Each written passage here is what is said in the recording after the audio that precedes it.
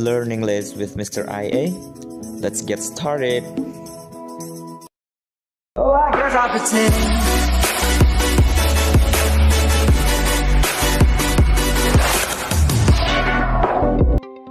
Assalamualaikum warahmatullahi wabarakatuh. Hello everyone.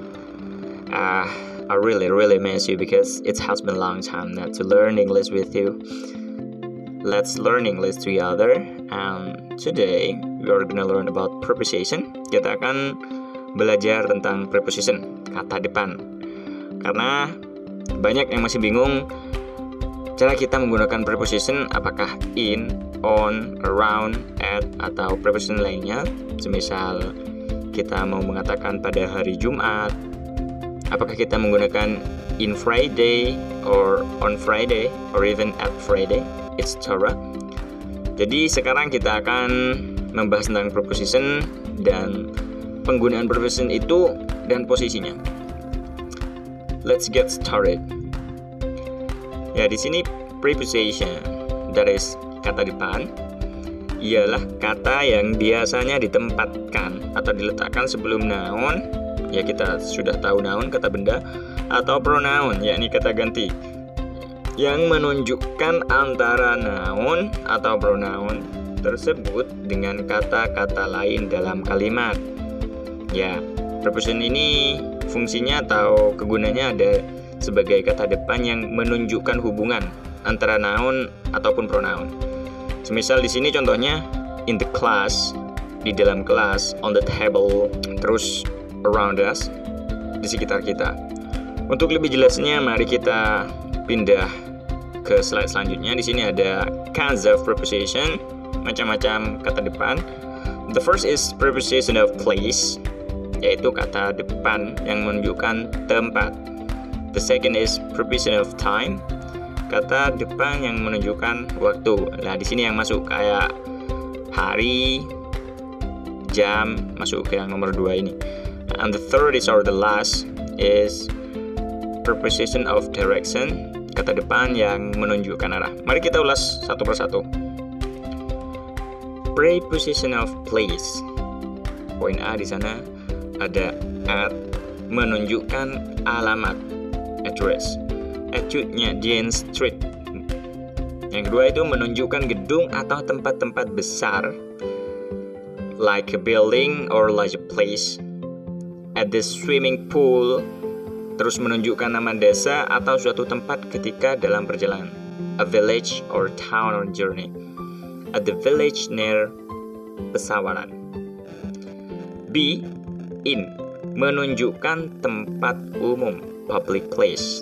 In the garden, terus menunjukkan tempat di dalam gedung atau tempat-tempat besar yang luas. Inside a building or large place. In the swimming pool. Nah, di sini bertanya-tanya kok di atas menggunakan at, sedangkan di bawah in, dengan kata yang sama, swimming pool, at the swimming pool dan in the swimming pool. Perbedaannya di sini, jika kita menggunakan in, emang berada dalam swimming pool itu, sedangkan at itu di sekitar kolam renang itu. Udah bisa membedakan the difference between at and in. Terus selanjutnya on, yang bermakna di atas. Put it on the table, letakkan itu di atas meja. Terus selanjutnya preposition of place di sini banyak, like a to, from, near, bisa dibaca sendiri karena di sini sudah jelas dengan artinya. Let's move to the next slide. Here is preposition of time, kata depan yang menunjukkan waktu.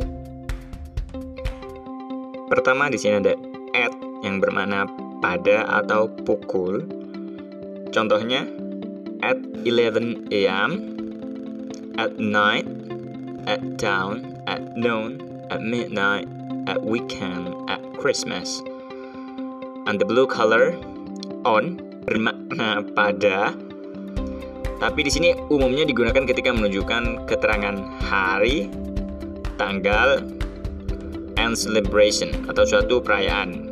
Nah, di sini tadi membahas hari. Jadi hari di sini menggunakan on. not in, not at. On Friday, on Saturday. Nah, seperti itu. Terus selanjutnya adalah tanggal, date. Jangan menggunakan in atau at saat kalian ingin mengucapkan tanggal. Contohnya di sini on 6th of July. Terus selanjutnya adalah perayaan, celebration, like on Christmas Day. Selanjutnya di sini ada in yang bermakna di atau pada, digunakan ketika menunjukkan keterangan waktu, bulan, cuaca, dan tahun. Nah, di sini sudah jelas bulan menggunakan in, sedangkan hari tadi menggunakan on. In June, in October, seperti itu. Saat kalian ingin menggunakan preposition pada kata waktu, bulan, cuaca, dan tahun, kalian to use in, like in 2012, in 1945, like that. Ya, tidak terasa kita sudah in the last slide, that is preposition of direction. Di sini ada yang pertama to yang bermakna ke. The example is she went to the library. Dia pergi ke perpustakaan. Bermakna ke, tujuan, direction. And the second is into. Ini bermakna ke dalam. Contohnya, he jumped into the river. Jadi bukan menggunakan ke, karena ke itu bermakna direction juga, tapi tidak ke dalam. Di sini into menggunakan into karena river. He jumped into the river, ke dalam sungainya. Jadi menggunakan into. Like I come into the class. Saya masuk ke dalam kelas. Seperti itu. Terus the last is toward. That means is ke arah. Contohnya, he ran away when he felt that someone was coming toward. Dia melarikan diri ketika ia merasa ada seorang yang datang ke arahnya. Yeah, maybe that's all what I can explain to you. It doesn't mean that I'm better than you. So, jika kalian ada unek-unek atau kesalahan dari my explanation, you know, just comment below. Thank you very much.